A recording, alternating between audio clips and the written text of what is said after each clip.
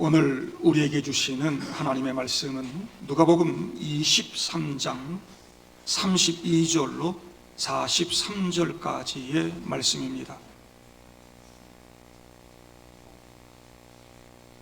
누가복음 23장 32절부터 43절까지입니다. 또 다른 두 행악자도 사형을 받게 되어 예수와 함께 끌려가니라. 해골이라 하는 곳에 이르러 거기서 예수를 십자가에 못 박고 두 행악자도 그렇게 하니 하나는 우편에 하나는 좌편에 있더라. 이에 예수께서 이르시되 아버지 저들을 사하여 주옵소서. 자기들이 하는 것을 알지 못함이니이다 하시더라. 그들이 그의 옷을 나누어 제비 뽑을새 백성은 서서 구경하는데 관리들은 비웃어 이르되 저가 남을 구원하였으니 만일 하나님이 택하신 자 그리스도이면 자신도 구원할지어다 하고 군인들도 희롱하면서 나와 신 포도주를 주며 이르되 내가 만일 유대인의 왕이면 내가 너를 구원하라 하더라. 그의 위에 이는 유대인의 왕이라는 쓴패가 있더라. 달린 행악자 중 하나는 비방하여 이르되 내가 그리스도가 아니냐 너와 우리를 구원하라 하되 하나는 그 사람을 꾸짖어 이르되 네가 동일한 정죄를 받고도 하나님을 두려워하지 아니하느냐. 우리는 우리가 행한 일에 상당한 보응을 받는 것이니 이에 당연하거니와 이 사람이 행한 것은 옳지 않은 것이 없느니라 하고 이르되 예수여 당신의 나라에 임하실 때 나를 기억하소서 하니 예수께서 이르시되 내가 진실로 내게 이르노니 오늘 네가 나와 함께 낙원에 있으리라 하시니라. 아멘. 오래된 광고 문구입니다만 우리는 순간의 선택이 10년을 좌우한다는 광고를 기억합니다. 지금까지도 오래된 그 광고 문구를 우리가 기억은 하고 있는데도요, 여전히 에어컨 잘못 선택하고 지금 이 무더운 여름에 후회하는 가정도 있습니다.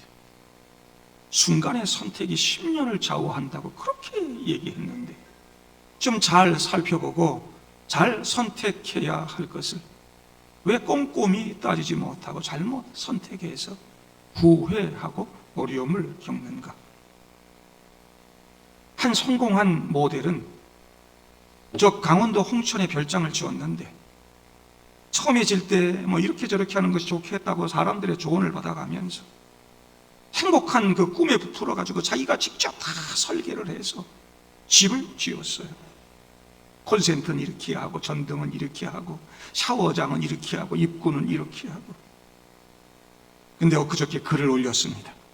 지금은 그렇게 꿈꾸던 전원생활 망했다. 그때 자기의 선택이 신중하지 못했음을 고백하고 있더라고요. 그때는 그렇게 하는 것이 옳은 거라고 생각했는데 지나가 보니 그 선택이 잘못된 선택이었다. 앞으로 계획이 있는 분들은 잘못된 선택하지 말고 꼼꼼히 잘 살펴보고 멀리 바라보고 선택하시라. 사람들은 누구나 다 행복하기를 원합니다. 그래서 그 행복을 위해 많은 것들을 선택하고 살지요.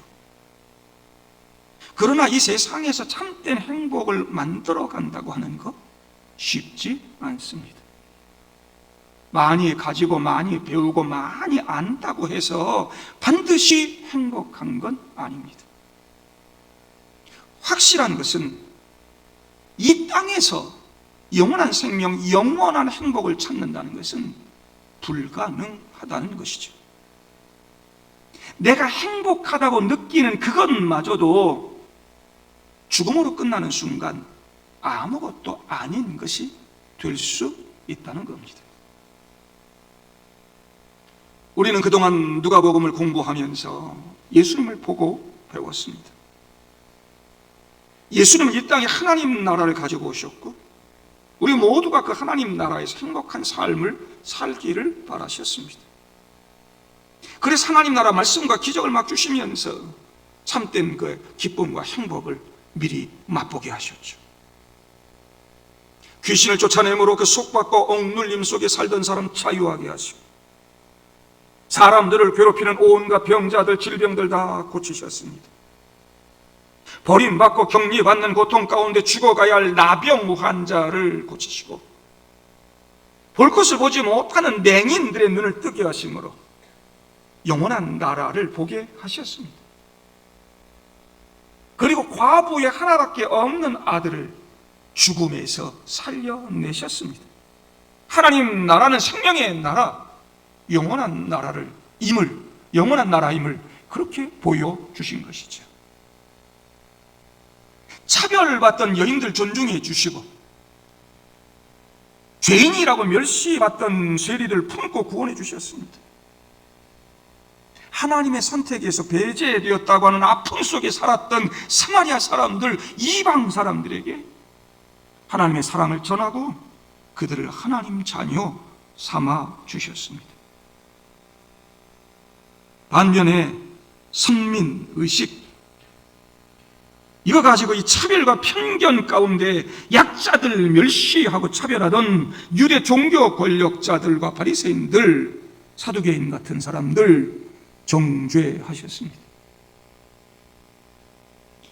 율법이나 따지던 그들 앞에서 예수님은 안식일에 불쌍한 병자들 고쳐주셨고, 헌금 좀 많이 한다고 거들먹거리던 그들 앞에서 가난한 과부가 드린 그 헌금, 작은 동전 2개가 너희들 헌금보다 많다, 그렇게 말씀하셨습니다. 제자들을 세우시고 하나님 나라 말씀 가르치시고 전도도 하게 하시고, 이 땅에 구원자로 오신 메시아, 잃어버린 한 마리 양까지도 끝까지 찾으시는 참 목자의 모습이 무엇인지 보여주시고 가르쳐 주셨습니다. 예수님은 그렇게 이 땅에 오셔서 하나님 나라 말씀을 주시고 하나님 나라 치유와 회복을 우리에게 보여주셨습니다. 사실 이 모든 예수님의 사역은 오늘 우리가 읽은 말씀으로 귀결됩니다. 예수님은 결국 그가 이 땅에 오신 목적대로 예루살렘에 올라가셔서 십자가에 매달리십니다. 우리를 살리시기 위해 십자가에 달려 피 흘리고 죽으셨다는 것입니다. 주님이 십자가에 못 박히심으로 우리는 영원한 생명을 누리고 영원한 하나님 나라 행복을 맛보게 되었습니다. 기독교는 십자가의 종교입니다. 예수님은 이 십자가 위에서 우리를 위해 죽으셨습니다. 이 십자가 위에 예수 알지 못하면 구원도 하나님 나라도 없습니다. 예수님은 저와 여러분들을 살리기 위해 이 땅에 오셨습니다. 우리는 그 예수님 만나 죄에서 노임받고 치유와 회복을 경험하고 그 하나님 나라 영원한 생명을 누리는 행복한 사람들인 줄로 믿습니다. 예수 붙들고 예수 바라보고 믿음으로 사는 성도들 되기를 바랍니다. 오늘 본문을 보니까 인류 역사상 가장 중요한 그 운명의 날에 예수님과 함께 십자가에 못 박히는 2명의 행악자가 있었습니다. 이제 마지막 십자가 위에서 처형당하고 생을 마감해야 할 불쌍한 사람들이었습니다. 이미 700년 전에 구약성경 이사야 선지자를 통해 예수 그리스도가 이렇게 행악자 사이에서 십자가에 달릴 것을 예언했는데 지금 그대로 이루어지고 있는 것입니다. 군인들의 손에 두들겨 맞고 고문당하고 십자가에 그 견딜 수 없는 고통이 있었지만 예수님의 입술에서는 저주 대신에 용서의 기도가 흘러나왔습니다. 아버지, 저들을 사하여 주옵소서. 자기들이 하는 것을 알지 못함이니이다. 자기들이 뭔 일을 하는지도 모르고 예수를 비방하고 십자가에 못 박았지만 그 일은 인류 역사를 뒤바꾸는 일이 되었습니다. 군병들의 망치와 창으로 찢기시고 상하신 그 자리에서 흘러내린 그 피, 보혈의 피가 저와 여러분들의 죄를 사하고 구원하는 피가 되는 것입니다. 그 사실을 모르고 군인들은 자기 역할에만 충실한 채 예수를 조롱하고 침 뱉고 비방했습니다. 제사장과 서기관들, 바리새인들도 네가 그리스도라며 내려와봐. 군인들도요, 조롱하면서 어디 내려와서 우리를 구원하고 왕노릇 좀 한번 해보지 그래? 조롱했습니다. 그러나 예수님은 그 십자가 위에서 내려오실 수 없었습니다. 아니, 예수님은 그 십자가 위에서 절대로 내려오시면 안 되는 분이었습니다. 백성들을 죽여서 권력을 차지하고 누리는 세상의 왕들과는 달리 나 죽어 너 살아라 하시는 우리의 진정한 왕이셨습니다. 39절 보니까 이런 모습을 다 지켜보던 두 행악자 중에 하나가 네가 그리스도가 아니냐? 너와 우리를 구원하라 조롱합니다.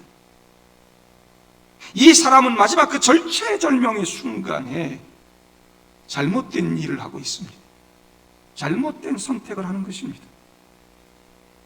오늘 이 두 행악자, 소위 두 강도라고 부르는 이 사람들 이야기는 구원의 가능성과 불가능성 앞에서 한순간의 선택이 어떻게 그것을 뒤바꾸고 영원한 운명을 가리게 되는지 우리에게 생생하게 가르쳐 줍니다.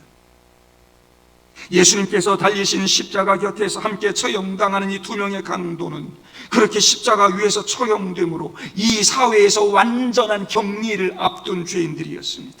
끝이었습니다. 그런데 이 두 사람의 마지막 그 십자가 위에서의 선택이 완전히 다른 결과를 만들어냅니다. 네가 그리스도가 아니냐? 너와 우리를 구원하라. 이 비방은 절망과 조롱이 뒤섞인 비아냥이었습니다. 더 이상 살 수 있는 여망이 없습니다. 예수란 사람 이야기 듣기는 했는데 진짜인지 가짜인지 모르겠고, 그러니 네가 그리스도라며 한번 우리를 살려줘봐. 우리 죽지 않게 좀 해줘봐. 너도 죽지 말아야지. 당장 자신의 고통스러운 현실을 벗어나고자 하는 아주 자기중심적이고 교만한, 예수를 믿음의 대상으로 바라보지 못한, 당장의 아픔, 당장의 고통을 벗어나고자 하는 그 헛된 욕망을 가지고 지금 예수님 바라보고 조롱하고 있습니다. 비아냥대고 있는 것입니다. 안 될 거야 아마. 못하지. 이런 게 깔려 있습니다. 그가 어떤 죄를 지었든 어떤 흉악범이든 십자가 위에 계시는 예수님 앞에는 아무런 문제가 되지 못합니다. 구원이라고 하는 것은 이 땅의 모든 사람에게 열려진 가능성이었습니다. 그런데 이 한 강도는 그 가능성을 불가능성으로 바꾸고 있습니다. 자신의 불가능을 가능으로 바꾸어줄 유일하고도 마지막이 되는 존재, 그 예수님 앞에서 그는 믿음의 고백이 아닌 조롱과 비방을 쏟아냅니다. 불가능한 존재 아닙니까? 죄인이잖아요. 거기다가 이제 십자가에 매달려 몇 분 후면, 몇 시간 후면 죽게 될 운명의 사람입니다. 가능성이 없는 사람입니다. 그 불가능을 가능으로 바꿀 수 있는 유일하신 분 예수인데 그 예수 앞에서 그를 믿음으로 바라보지 못하고 그의 은혜를 갈망하지 못하고 조롱과 비난을 쏟아냅니다. 예수 거부하고 십자가를 거부하는 것이었습니다. 잘못된 선택입니다. 그의 남은 영원한 시간을 지옥의 고통 가운데 보내게 되었습니다. 그는 자신의 죄를 회개하지 않았습니다.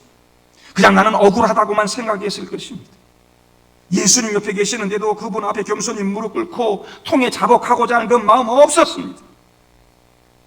옆에 십자가에 달려있는 예수도 그저 나와 똑같은 죄인, 아무것도 아닌 사람으로 보았습니다. 그분의 능력, 그분의 권세, 그분의 신성을 보지 못했습니다. 그러나 예수님은 우리의 구원자 메시아로 오신 하나님의 아들이었습니다. 들은 소문은 있어서 일말의 기대를 가지고 너와 우리를 구원하라고 말했는지 모르겠습니다. 그러나 여러분, 예수님은 한낱 사람들의 기대와 욕망을 채워주는 기적의 마술사가 아닙니다. 예수님은 믿음의 대상입니다.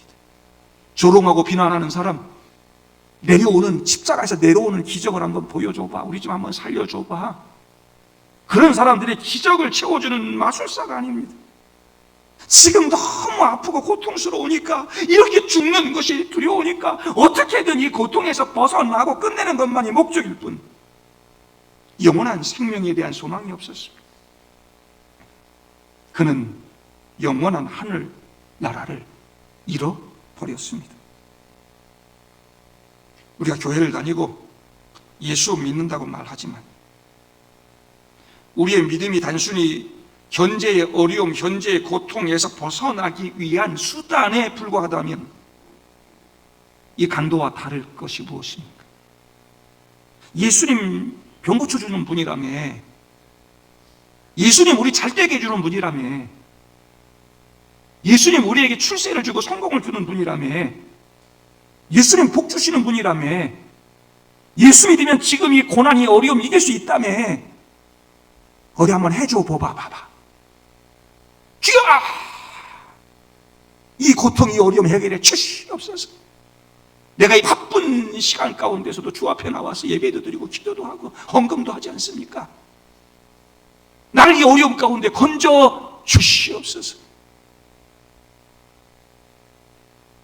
이 땅에 대한 욕심밖에 없습니다. 여기가 전부이죠. 예수를 믿음의 대상으로 보지 못하고 영원한 생명, 영원한 하나님 나라 보지 못하고 이 땅에 있는 문제를 해결하고 여기 급하게 그냥 살면서 예수 믿으면 잘 된다니까 소문은 좀 들었는데 예수님 복 주시고 살려주세요.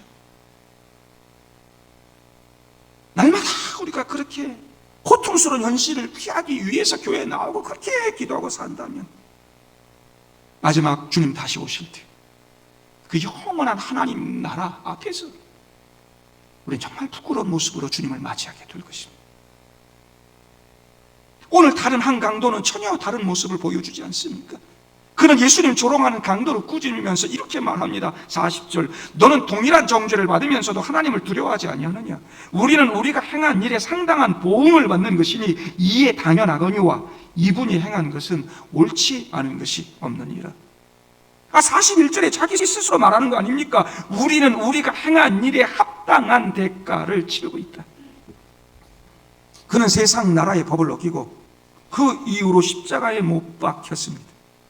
사형입니다. 하지만 그가 어떤 죄를 지었는지, 그 죄가 얼마나 중한 것인지 지금 옆에 계시는 예수님 앞에서는 중요하지 않습니다. 그가 구원받을 수 있는 기회를 그 죄의 중함이, 죄의 종류가 빼앗아갈 수 없습니다. 아무리 중한 죄를 지은 자들도 예수님 앞에 나아가면 용서 안 받고 구원받는 것입니다. 구원의 가능성은 누구에게나 어떤 죄를 지었든지 유효하게 열려 있습니다. 아무리 흉악한 죄를 지었더라도 나는 구원받는 거 불가능하다고 절망하지 마십시오. 가끔 신방하거나 상담하다 보면 성도들이 저한테 그런 얘기를 합니다. 목사님, 저는 살면서 죄를 얼마나 많이 졌는지 몰라요. 지금도 죄를 얼마나 많이 짓고 사는지 몰라요. 내가 용서받을 수 있을까요? 내가 구원받을 수 있을까요? 주님이 내 기도를 들어주실까요? 성도 여러분, 구원받기에 가장 부적합한 한 행악자가, 구원받기에 가장 부적합한 십자가 사형틀 위에서, 구원받기에 가장 늦은 그 죽음의 순간에 예수 십자가의 은혜로 구원받는다 아닙니까? 그가 뭘 했습니까? 이 강도는 자기의 죄인됨을 겸손하게 인정하고 예수님의 무죄함을 고백했습니다. 예수님은 흠도 점도 없는 분, 저와 여러분들의 죄를 다 끌어안고 친히 죄인이 돼서 지금 십자가에 달려있는 것이지 그분이 죄인입니까? 이분이 행한 것은 옳지 않은 것이 없느니라. 이 고백은 예수님이 하나님의 아들이라고 하는 믿음의 고백이었습니다. 유대인들에게 있어서 옳지 않은 것이 없는 분은 오직 하나님밖에 없습니다. 하나님뿐입니다. 그런데 이 사람이 지금 예수님을 향하여 이분은 옳지 않은 것은 한 번도 행하지 않은 분이다, 옳지 않은 것이 없는 분이다 라고 말하고 있어요. 그렇다면 지금 예수를 뭐라고 고백하고 있는 거예요? 하나님이라고 고백하는 거예요. 지금 십자가에 달려있는 예수님을 하나님으로 고백하고 있다고요. 유대인들의 신앙, 유대인들의 개념 속에 옳지 않으신 분은 하나님밖에 없는데 이분이 행한 것, 옳지 않은 것이 없다 그러면 이분이 하나님이라는 말이에요. 예수님을 하나님이라고 고백하고 있다. 그러니까 42절에 예수여 당신의 나라에 임하실 때 나를 기억하소서라고 간구할 수 있는 것이죠. 이분이 하나님 나라를 주시는 분, 이분이 하나님 나라 왕, 이분이 하나님, 그걸 믿음으로 지금 고백해요.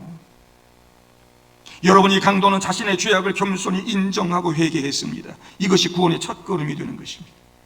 그리고 자신의 모든 죄를 용서하시고 자기를 구원하실 수 있는 분 바로 예수님뿐이라고 고백하면서 은혜를 간구했습니다. 중요한 것은 그는 예수님의 부활뿐 아니라 그의 영원한 나라를 믿었다는 것입니다. 당신의 나라에 임하실 때 나를 기억하소서. 이 고백은 다른 그 강도의 말과는 다른 것입니다. 지금 이 당장의 고통에서 벗어나고자 하는 고백이 아니잖아요. 지금 현실의 이 아픈 문제들을 풀어주세요 라고 하는 기도가 아니잖아요. 영원한 생명을 소망하고 있어요. 영원한 나라를 지금 소망하고 있다고요. 지금 당장 나 살려주세요. 나 지금 너무 힘들어요. 나 죽게 생겼어요. 구원의 기적을 좀 보여줘봐요. 당신이 그리스도라며, 당신이 왕이라며, 기적을 좀 보여줘 봐봐. 이렇게 조롱했던 다른 강도의 간구와는 다른 것입니다. 이 강도의 믿음은 단순히 눈에 보이는 현실을 넘어서는 영적인 통찰력을 보여주는 것입니다. 그럼 마지막 십자가 위에서 불가능을 가능으로 바꾸는 위대한 고백을 하고 있습니다. 아무런 기대와 희망을 가질 수 없는 그 불가능의 십자가 위에서 자신의 영원한 운명을 바꾸는 위대한 선택을 하고 있는 것이죠. 그는 하나님 나라의 영원한 생명을 얻었습니다. 여러분들은 오늘 어떤 마음으로 예배를 드립니까? 어떤 마음으로 기도를 합니까? 예수님이 여러분들에게 누구입니까? 어떤 믿음의 고백을 예수님 앞에 하고 계십니까? 여러분들을 바라보는 게 뭡니까? 우리 신앙이 그저 땅에 연연하고 여기서 얽매여 살아가는, 그저 예수님이 땅의 문제만 해결해 줄 뿐으로만 생각하고 그저 기적 이러면서 나 출세하고 잘 되고 복받고 사는 거, 이 땅의 것만 연연해 살고 있지는 않습니다. 땅만 날마다 바라보면서 안 되면 하나님 없나 보네, 에이, 날마다 목사가 거짓말을 하고 있네, 예수는 무심, 됐다, 이런 모습으로 살고 있지 않습니다.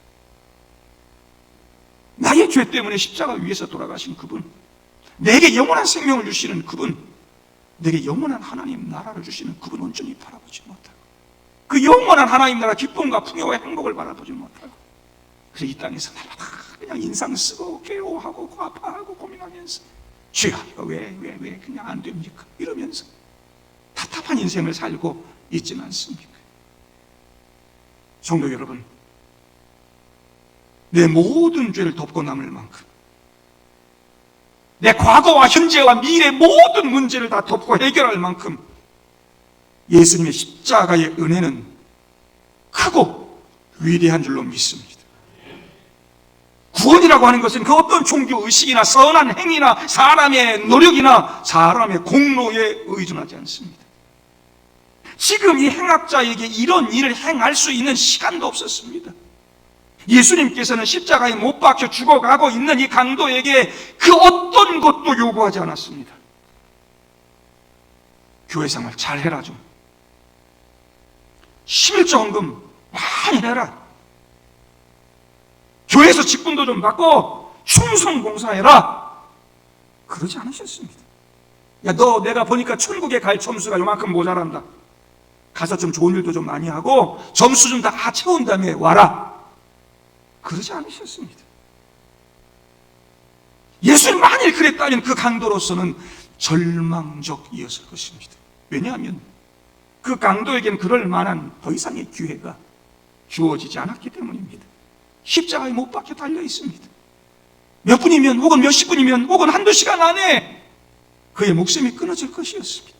그는 단 한 발자국도 움직일 수 없었습니다. 손가락 하나 까딱할 수 없었습니다.